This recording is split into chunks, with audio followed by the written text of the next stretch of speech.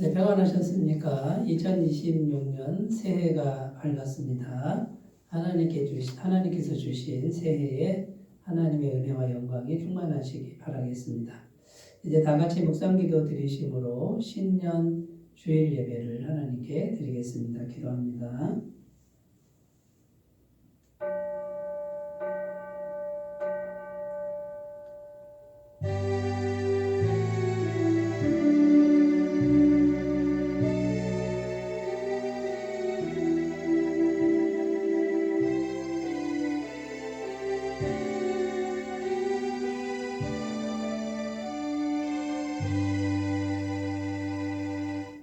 일어나라 빛을 발하라 이는 내 빛이 이르렀고 여호와의 영광이 내 위에 임하였음이니라. 보라 어둠이 땅을 덮을 것이며 캄캄함이 만민을 가리려니와 오직 여호와께서 내 위에 임하실 것이며 그의 영광이 내 위에 나타나리니 나라들은 내 빛으로 왕들은 비치는 내 광명으로 나아오리라.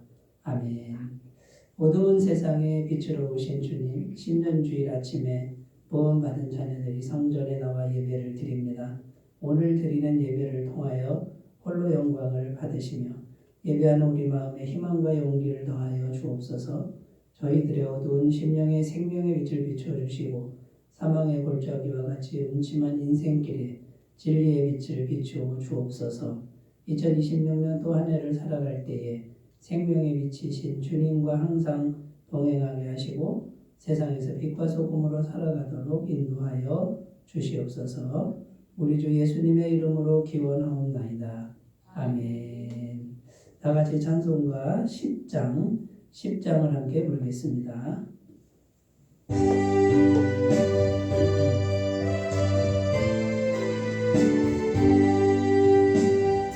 전능왕 오셔서 주 이름 찬송해 하옵소서. 영광과 권능의 성부여 오셔서 우리를 다스려 주옵소서. 항생한 성자여 오셔서 기도를 들으소서. 택하신 백성들 복내려 주시고 거룩한 마음을 주옵소서. 위로의 주 성령 오셔서 큰 증거 주옵소서. 전능한 주시여 각 사람 마음에서 떠나지 마시고 계시소서.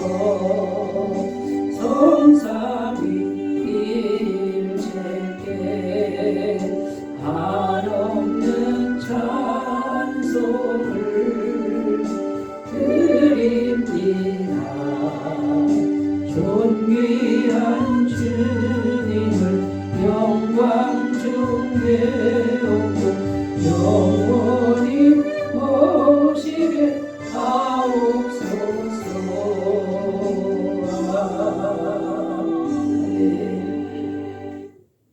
신앙 고백을 드립니다. 나는 전능하신 아버지 하나님 천지의 창조주를 믿습니다. 나는 그의 유일하신 아들 우리 주 예수 그리스도를 믿습니다. 그는 성령으로 잉태되어 동정녀 마리아에게서 나시고 본디오 빌라도에게 고난을 받아 십자가에 못 박혀 죽으시고 장사된 지 사흘 만에 죽은 자 가운데서 다시 살아나셨으며 하늘에 오르시어 전능하신 아버지 하나님 우편에 앉아 계시다가 거기로부터 살아있는 자와 죽은 자를 심판하러 오십니다. 나는 성령을 믿으며 거룩한 공교회와 성도의 교제와 죄를 용서받는 것과 몸의 부활과 영생을 믿습니다. 아멘. 네, 오늘 우리에게 주시는 말씀은 사도행전입니다. 사도행전 2장 46절에서 47절입니다.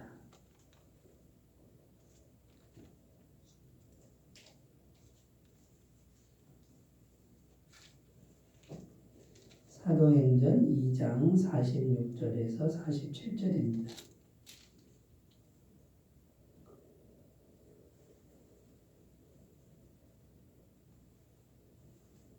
신약성경 190쪽에 있고요. 사도행전 2장 46절에서 47절 말씀을 제가 봉독해 드리겠습니다.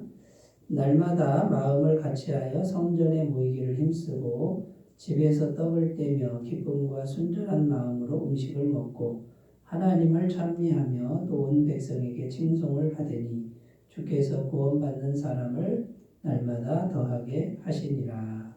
아멘. 오늘 말씀의 제목은 넘치는 은혜로 더욱 부흥하는 교회, 이런 제목이고요. 오늘 말씀의 제목은 2026년 한소만 교회 1년 표에 해당되는 말씀입니다. 2026년에 영적인 목표를 설정한 것과 같습니다. 그래서 넘치는 은혜로 더욱 부흥하는 교회가 되었으면 좋겠다 하는 마음으로 이렇게 표를 정해봤습니다. 지난해 동안 우리 교회 표를 좀 정리해 보면요. 2022년도의 표는 복음의 말씀으로 성숙해지는 교회, 또 23년에는 복음의 말씀으로 흥황하는 교회, 24년에는 복음의 말씀으로 든든히 서가는 교회. 그래서 24년도에 항존 직분자들을 세워서 교회 조직을 세운 것이죠. 2025년 작년에는 넘치는 은혜로 아름답게 성장하는 교회다. 그래서 내면의 성장을 좀 집중적으로 이렇게 이제 목표를 정해서 성장하는 교회라고 이제 표를 붙였고요. 올해는 더욱 부흥하는 교회다. 여기 이제 부흥이라는 단어가 들어가죠. 이 지난해와 올해의 이 표를 쭉 보면 어떤 흐름인지를 이제 알 수 있는데, 먼저 복음의 말씀으로 내면을 잘 다지는 일을 했다는 것이고요. 이제는 준비가 되었으니 성장과 부흥으로 나아가자, 이런 의미가 담겨 있습니다. 자, 그래서 한성만 교회는 이제 성장과 부흥으로 나아갈 때가 되었는데, 2026년도에 보면 주목할 단어가 부흥이란 단어입니다. 이 부흥이란 단어와 비슷한 단어가 성장과 성숙, 발전과 번영, 이런 의미도 있습니다만, 부흥이란 단어는 좀 더 특별한 의미가 담겨 있다는 겁니다. 그래서 2026년 이 표 말씀을 우리가 생각할 때 이 부흥이란 단어를 반드시 생각을 해야 됩니다. 이게 어떤 의미, 어떤 특별한 의미가 있는지를 살펴보고요. 그 부흥의 의미를 살펴보고 어떻게 부흥을 이룰 것인가를 오늘 신년주일 첫 주일에 함께 나눔을 통해서 우리 교회가 한 마음으로 나아갔으면 좋겠습니다. 첫 번째, 부흥이란 단어의 진정한 의미에 대해서 살펴보도록 하겠습니다. 이 부흥이란 단어와 비슷한 단어 앞에서 말씀드렸는데, 성장, 성숙, 발전, 번영, 이런 단어가 있습니다. 자, 먼저 이 성장과 성숙이라는 단어의 의미를 생각해 보면요, 성장은 내적이거나 외적으로 자라나기만 하면, 외적인 성장, 외적인 성장, 내적인 성장 다 똑같이 성장이라는 단어를 씁니다. 그런데 성숙이라는 단어를 생각해 보면 외적인 것보다는 보다 내면적으로 자라나는 것, 내면적으로 좀 성숙한 걸 의미하는 거죠. 나이는 어린데 저 사람 참 성숙하다, 이렇게 말들을 하지 않습니까? 그러니까 겉은 어린데 속은 좀 어른스럽다, 이럴 때 성숙이라는 단어를 쓴다는 겁니다. 자, 발전과 번영이라는 단어도 있는데요.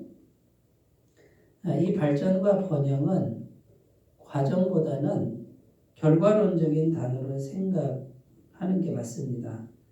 내면과는 상관없이 그냥 외적으로 사람들이 보기에 커졌다, 좀 이렇게 뭔가 확장됐다 그러면 이 발전과 번영이라는 단어를 씁니다. 주로 사업이나 기업의 운영에 관해서 많이 사용된다고 볼 수 있는데요. 발전이라는 단어는 어제보다 좀 더 나아졌다, 이렇게 좀 더 좋게 진행되는 걸 말하는 거고요. 번영은 발전이 계속되어 이제는 어느 정도 원하는 상태까지, 성공하는 상태까지 다다르는 게 번영인 것이죠. 자, 이 부흥이라는 단어와 비슷한 단어가 이런 단어인데, 그러면 부흥이라는 단어는 어떤 의미가 있을까요? 부흥이라는 단어는 다시 살아난다, 다시 흥왕한다, 이런 의미가, 사전적인 의미가 이렇게 되는데, 여기에 반드시 들어가야 될 게 뭐냐면 하나님의 능력이 위로부터 임해서 살아나야 됩니다. 그러니까 성장과 성숙, 발전과 번영, 이거는 그냥 나아지면 되는 거예요. 자라나면 되는 건데 하나님의 능력이 임하지 않아도 되는 거예요. 그거는. 그런데 이 부흥은 이 단어에 담긴 그 아주 독특한 그 의미는 하나님의 능력이 반드시 임해서, 하나님의 능력이 임해서 변화가 일어나야 됩니다. 그런데 하나님의 능력은 우리 속에, 마음 속에 먼저 임해야 되는 것이죠. 성령님의 능력인데 이 성령님의 능력은 마음을 건너뛰지 않습니다. 그러니까 부흥이라는 단어는 성령님의 능력이 우리 속에 반드시 임해야만 부흥이라고 할 수 있다라는 겁니다. 이것이 빠지지 않으면 부흥이라는 단어는 사용하면 안 된다는 겁니다. 많은 분들이 이 부흥이라는 단어를 막 가져다 쓰는데, 원래 부흥은 하나님의 생명의 능력이 우리 속에 반드시 임해서 속에서부터 다시 살아나는 이런 단어라는 겁니다. 자, 우리나라 교회 역사를 보면 우리나라 교회가 굉장히 부흥을 했었습니다. 지금 확 부흥을 했다가 지금은 이제 그 불이 시들고 이제 하향세로 가고 있는데, 부흥이 확 일어날 때 역사적으로 두 갈래로 일어났습니다. 하나는 부흥회였습니다. 부흥회라고 많이 들어보셨을 겁니다. 심령대 부흥회 가지고 부흥회라는 단어를 쓰고, 다른 하나는 사경회라는 단어를 썼습니다. 여러분, 이 부흥회라고 하는 것은 말씀드렸듯이 성령이 임해야 되는 겁니다. 그러니까 이 부흥회에서는요, 성령 받는 거, 성령이 임하는 게 굉장히 중요했습니다. 그래서 어떻게든지 성령을 받아라, 성령 받아라, 성령이 임해야 된다, 그래서 방언을 해야 된다, 뭐 이런 거를 굉장히 강조했고요. 이런 사람들의 특징은 이제 큰 북을 갖다 놓고 막 북을 치고 음악이 아주 크고 시끄럽습니다. 그리고 통성 기도를 강조합니다. 그래서 막 기도하는 동안에 간절히 사모하면 성령께서 임하시는 경우가 많거든요. 주로 기도원에서 많이 이제 이런 모습들이 나타났는데, 일반 교회에서도 이 성령이 임하도록 하는 부흥을 갈망하고 사모해서 막 북치고 장구치고 음악을 크게 틀고 성령 받아라, 방언 받아라 이렇게 했던 교회들이 많았습니다. 자, 그런데 이 부흥회, 성령을 받도록 하는 이 부흥회에 부작용이 생겼습니다. 사이비 이단으로 빠지는 사람들이 많았고, 그 다음에요, 성령을 강조하다 보니까 신비주의로 빠지는 사람들이 많았습니다. 성령의 능력 받아서 병을 고치고 방언을 하고 예언을 하고 이런 거에 너무 심취해서 현실 세계를 떠납니다. 현실은 너무 살기가 힘드니까 산속으로 들어가든지 아니면 현실 세계를 부정해버리고 현실 세계에 성실하지 않은 충실한 삶을 버리는 이런 사람들이 생겼습니다. 심지어 가정도 버리고 가족들도 버리는 사람들이 생기는 거죠. 그리고 어떤 또 특징이 있냐면 모든 걸 전부 영으로만 해석합니다. 예를 들어 누가 감기만 걸려도 귀신 들렸다고 이렇게 모든 걸 영적으로 치부하고 공격하는 이런 흐름들이 있었다라는 것이죠. 이게 이제 하나의 부흥의 흐름이었고요. 그 다음 사경의 흐름이 있습니다. 이 사경회라는 단어는 사경, 조사한다, 성경을 조사한다 이런 뜻입니다. 여기는 성경 말씀을 자세히 공부하는 이제 그런 흐름입니다. 성경을 이성적으로 진지하게 공부하는 과정에서 이 성경에 담긴 하나님의 진짜 그 심정, 그 마음을 받아들여서 인격적으로 영혼을 구원에 이르게 하는, 영원한 죄사함을 믿게 하고 하나님의 그 사랑을 받아들이게 하는 이런 흐름입니다. 이 사경회를 통해서 많은 분들이 성령을 경험하고 위로부터 오는 구원의 은혜, 거듭남의 은혜를 경험하는 사람들이 많았습니다. 그러나 여기서도 부작용이 있었습니다. 어떤 부작용이 있느냐. 이 사경회는 하나님의 말씀을 이성적으로 공부하다 보니까 지나친 지식주의로 흐르는 경향이 있었습니다. 지금도 마찬가지입니다. 그래서 부흥이라는 것은 성령에 임해서 이 속이 완전히 새로워지는 걸 의미하는데 속은 새로워지지 않고 지식만 많아지는 거예요. 공부를 하니까 아는 건 많은 거예요. 아는 건 많은데 속에 이기심이나 탐욕이나 자기중심성 하나도 바뀌지 않는, 탐심 그대로 이기심 그대로 있는데 죄의 세력을 하나도 못 다스리는데 지식만 많은 거예요. 이것을 지식주의라 그러는데 그렇게 많이 알면 구원받은 거라고 착각하게 만드는 이런 부작용이 있다는 거죠. 그리고 이 지식주의는 인본주의입니다. 사람이 공부하는 거잖아요. 사람이 자기가 공부해서 얻는 지식인데 인본주의입니다. 근데 성령이 임하시는 것은 신본주의예요. 성령이 오셔서 성령이 주인이 되는 겁니다.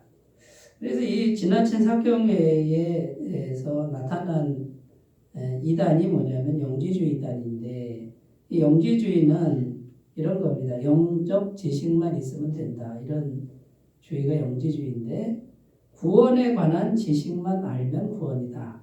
이게 영지주의입니다.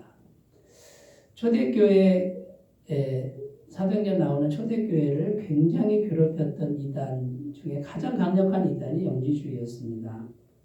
구원에 관한 지식, 곧 예수님 십자가 죄사함만 지식적으로 알면 구원이라고 생각하는 사람들.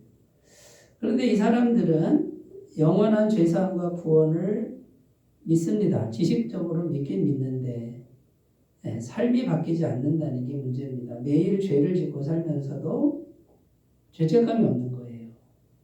그리고 죄와 싸우지 않습니다.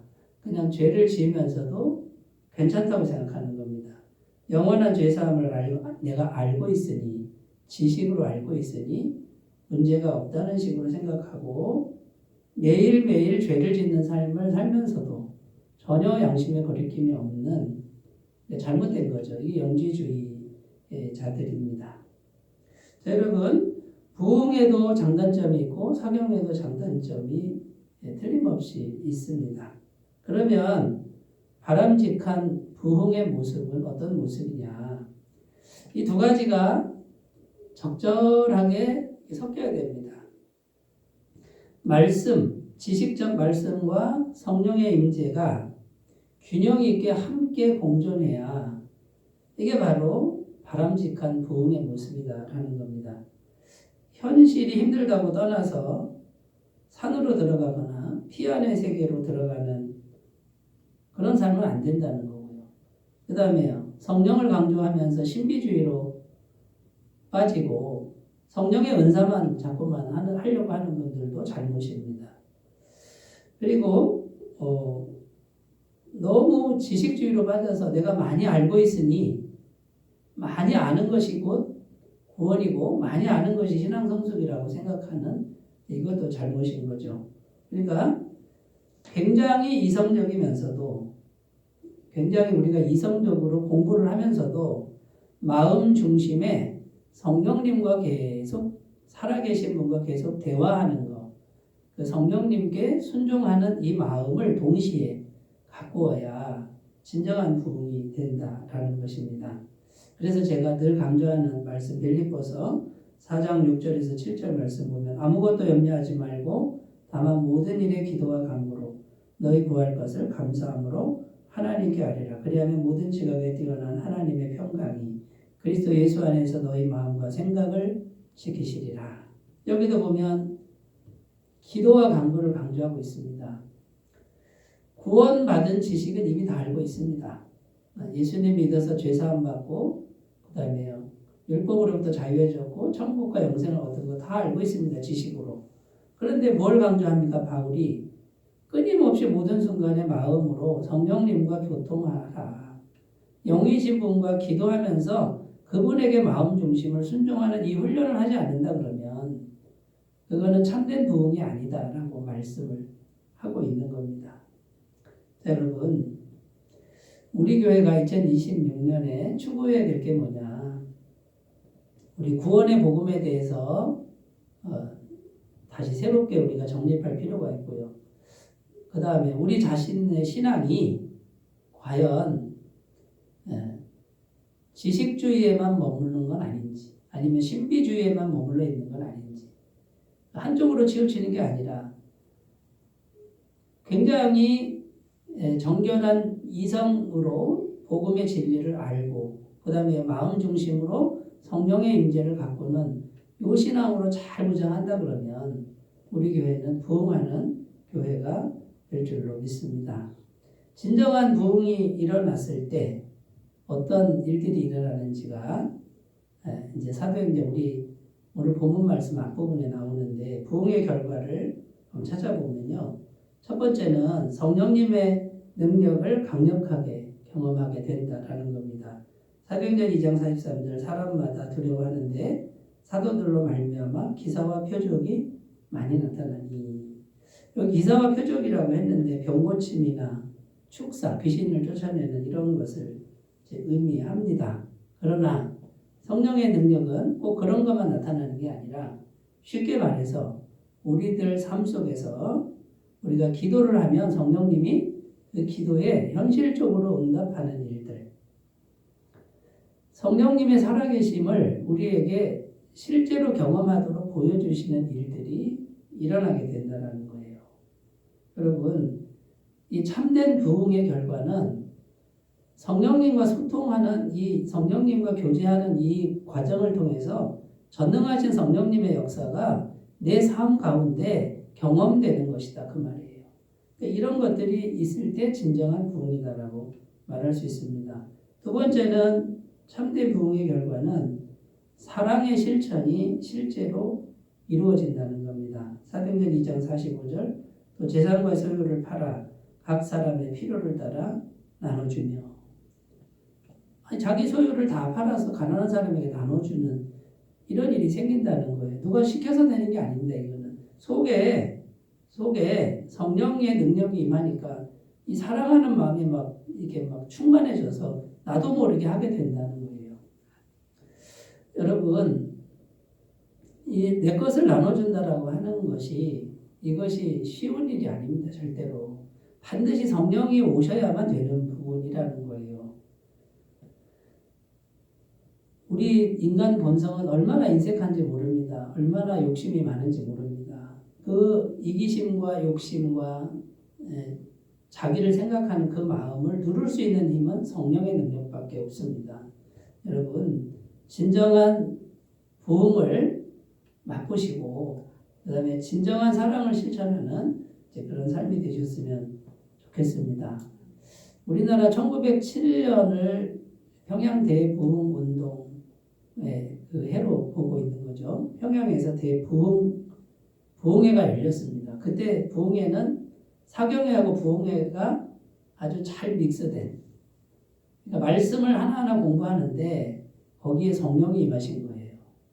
이게 아주 바람직한 부흥회의 모습이었는데 결과가 어떻게 나타나느냐, 사람들이 말씀을 공부하다가 속에서 막 뜨거운 게 올라와서 회개가 일어나는 겁니다. 그래서 술 끊고 담배 끊고 술집 하던 사람들 문 닫고요. 누군가의 돈을 빌렸다가 안 갚은 거, 그게 다 이제 회개가 돼서 그걸 갚아주고 찾아가서 안 갚아도 되는데 갚는 역사. 여러분, 이게 진짜 부흥이라는 거예요. 이것은 속이 바뀌지 않으면 절대로 될 수가 없는 그런 사건들이 우리나라에 실제로 일어났습니다. 그 부흥의 불길이 일어난 거예요. 그 불길이 쫙 타올랐단 말이에요. 그런데 요즘에 이 부흥의 불길이 사그러지고 있습니다. 왜 그렇습니까? 앞에서도 말씀드렸지만 지나친 신비주의로 빠지거나 아니면 지나친 지식주의로 빠져서 성령의 능력을 상실한 이 결과입니다. 지식주의 가지고는 세상을 바꿀 수 없습니다. 한 사람도 바꿀 수 없습니다. 성령의 능력이 속에 들어와야만 됩니다. 자, 여러분, 사랑의 실천이고, 세 번째는 교회가 사랑의 공동체가 되어 부흥하며 세상의 칭찬을 듣는다라고 말씀합니다. 오늘 우리가 읽은 말씀, 본문 말씀, 날마다 마음을 같이하여 성전에 모이기를 힘쓰고 집에서 떡을 떼며 기쁨과 순전한 마음으로 음식을 먹고 하나님을 찬미하며 또 온 백성에게 칭송을 받으니 주께서 구원받는 사람을 날마다 더하게 하시니라. 이제 성령께서 임하시니까 공동체가 완전히 사랑으로 하나가 되고요. 성령님이 함께 하시니까 자동적으로 부흥의 역사, 구원받는 사람을 더해주는 역사, 세상 사람도 저 교회는 정말 하나님의 교회가 맞다라고 칭찬하는 일이 생겼다라는 겁니다. 자, 여러분, 우리가 이런 교회를 목표로 설정하고 열심히 달려가는 한 해가 되셨으면 좋겠습니다. 자, 그래 세 번째, 부흥을 위한 실천사항으로 네 가지를 여러분들에게 제시합니다. 첫 번째는 성령의 임재입니다. 성령의 임재 없이 부흥이란 단어 못 쓴다고 말씀드렸죠. 성령의 임재를 위해서는 기도에 힘써야 됩니다. 다른 길은 없습니다.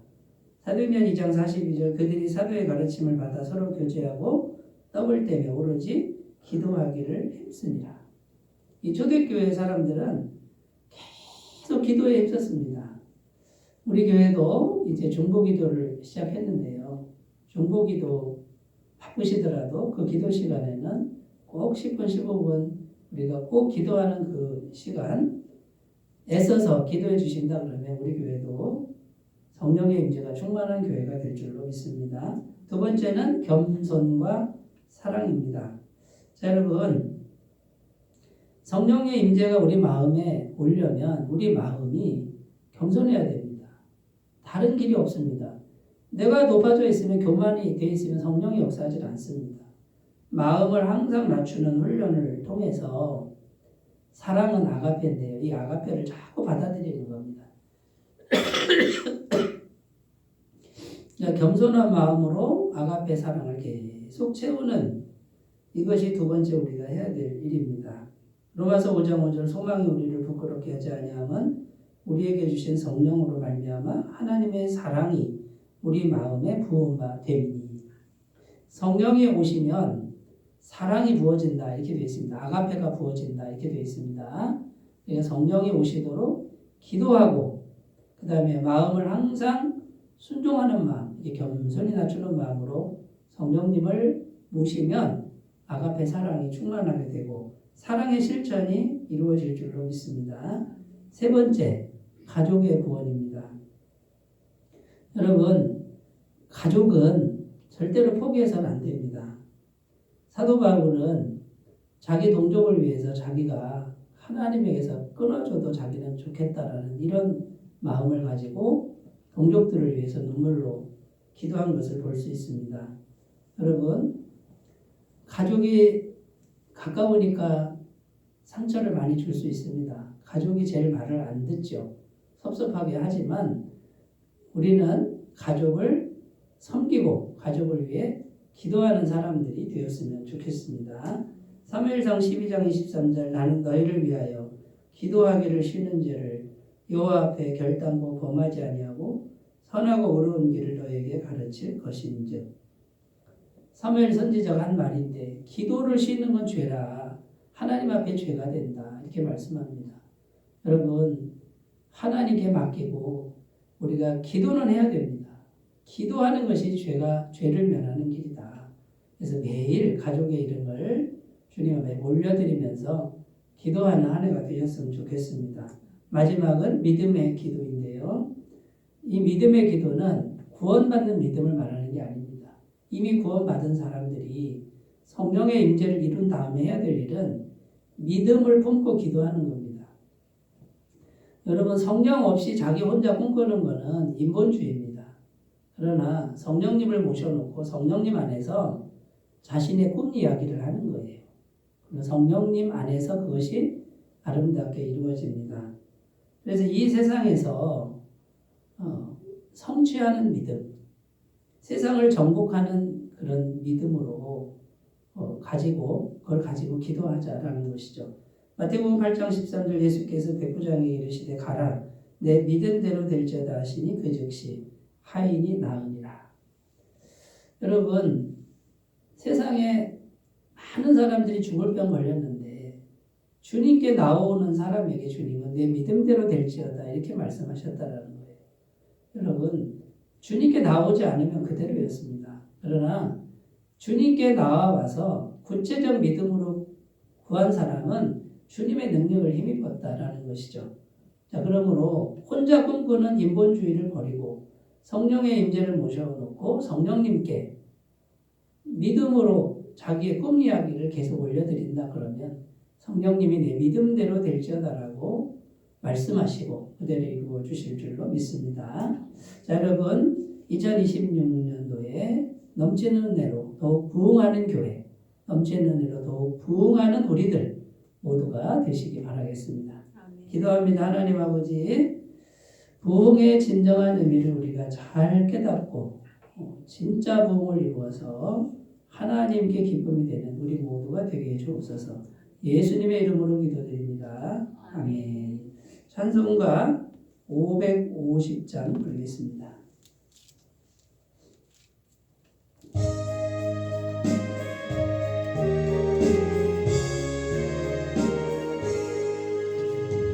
시온의 영광이 빛나는 아침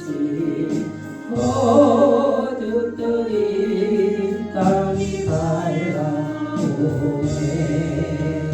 슬픔과 애통이 기쁨이 되니 시온의 영광이 비춰오네 시온의 영광이 빛나는 아침 매였던 종들이 돌아오네 오래전 선지자 꿈꾸던 복을 내니 너같이 누리겠네 보아라 광야에 화초가 피고 말랐던 시냇물을 흘러오네 이 산과 저 산이 마주쳐 울려 주의 선총을 찬송하네 밤들아 바다에 많은 섬들아 찬양을 주님께 드리오나 싸움과 죄악이 가득한 땅에 찬송이 하늘에 사무치네 아멘. 광고 말씀드립니다. 오늘은 신년주일입니다. 주님과 항상 동행하시는 복된 하루 되시기 바라겠습니다. 예배 마친 후에 2026년 예결산 공동회의가 있겠습니다. 빠짐없이 참석해 주시길 바라고요.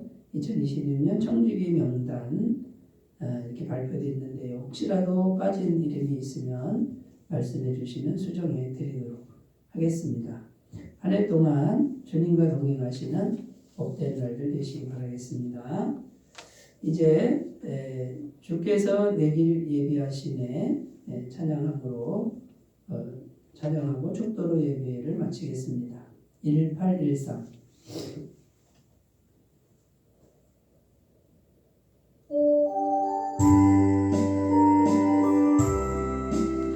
2절까지만 하겠습니다. 2절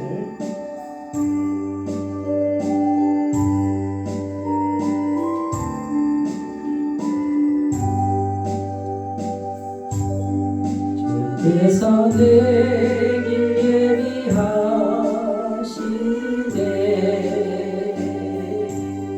주께서 내길 예비하시네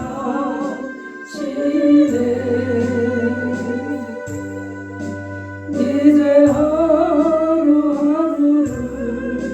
주를 위해 살리고 주께서 내길 예비하시네 나 이제 주를 따라 나 이제 주를 따라가리라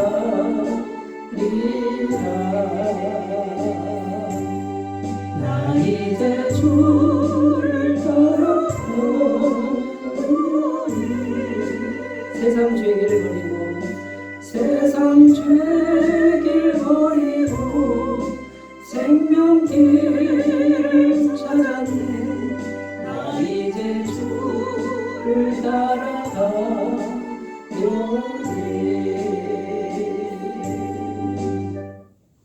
이제는 우리 주 예수 그리스도의 은혜와 하나님 아버지의 무한하신 사랑하심과 성령님의 교통하시는 은총이 2026년에 부흥의 표를 가지고 목표 설정을 가지고 한 걸음씩 전진하기를 결단하는 주의 모든 백성들이 위해 영원토록 함께 하시기를 간절히 축원하옵나이다.